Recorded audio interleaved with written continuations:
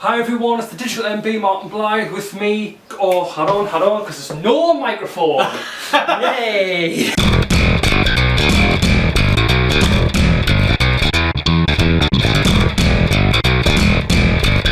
Hi everyone, it's Digital MB Martin Blythe with me, Graeme Donkin. Hello. Reed, hello, both representing Team Clocked. So it's been a while.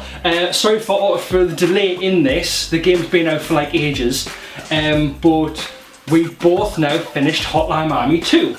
The wrong number. Yes. So we want to basically get together and talk about the game. We are both big fans of the first, big fans of the first. Probably one of the best games I've played in the last decade. Yeah, easily.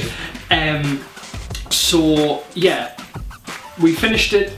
I finished it a couple of weeks ago. So we have talked about it. We've texted each other about what we were initially thinking about, and we sort of gave a comment on where we were going, and then when we got halfway, and when we got into different mission stuff, just see how we found it. So the verdict, here we go. I'll start with you.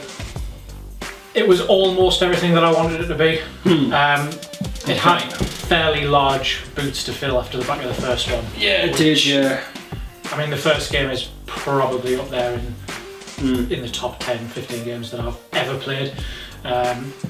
Really? Yeah.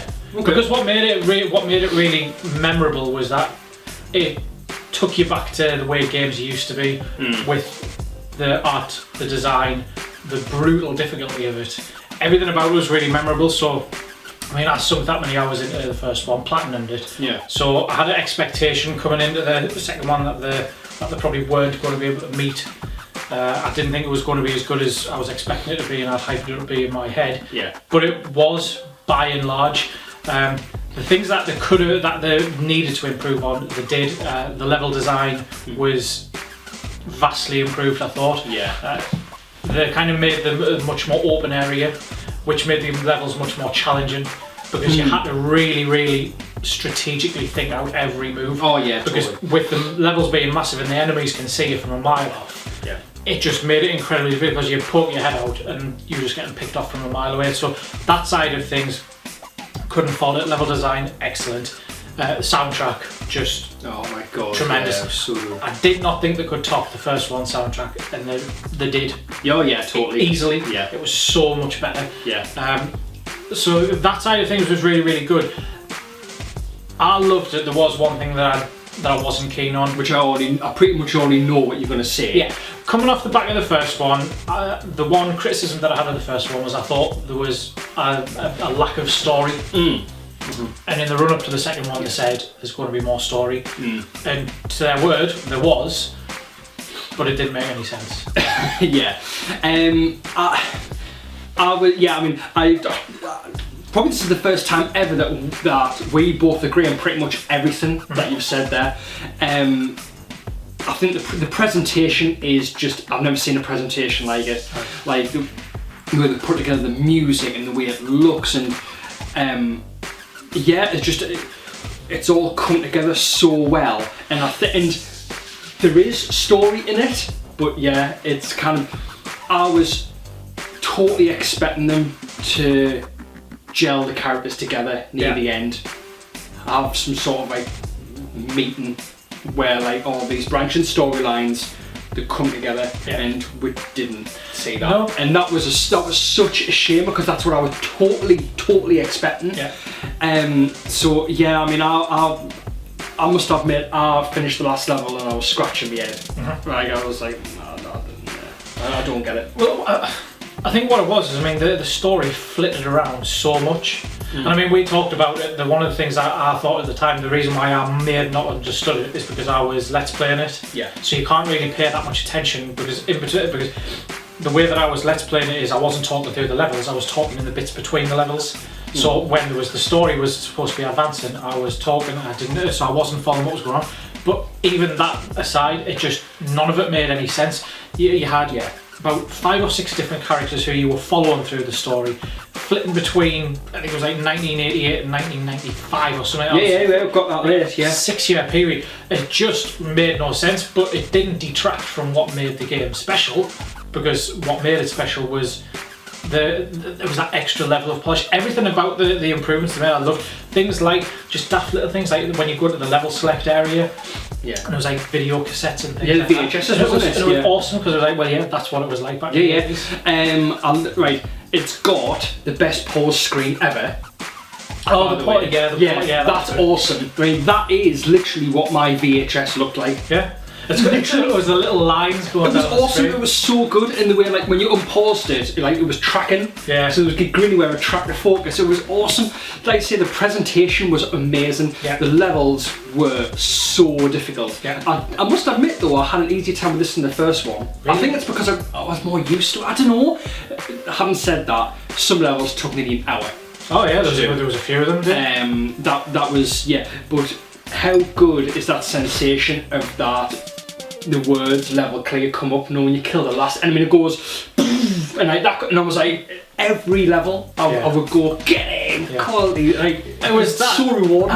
It was that, and it's like when you get through, I mean, you don't know what part of the area is going to be the last one, but it's like when you've when you've done it 20 times already, and then you get right to the end and get came by the last enemy. That is the worst. The dogs. Know if there was one more dog left that you didn't take out as you were going through the level, and then it's just there and it runs and it's like, you've got to be kidding us. I can't believe it. One of the things I did like though was, I mean, the first game did this to some extent where you had certain enemies that you had to kill in a particular way. So there was like these big, what looked like bodyguards in the first game where you had to kill them with guns. But they changed it in this one where there was enemies you had to kill with melee. Yeah. And that made it really, really interesting. The level in particular when you were in like the prison escape. Yeah. And you had these, I don't know what the hell was meant to be wrong with these geezers. The ones where they just rush at you. They were rushing at you, yeah. And you were like, you're like trying to get your attack off in time.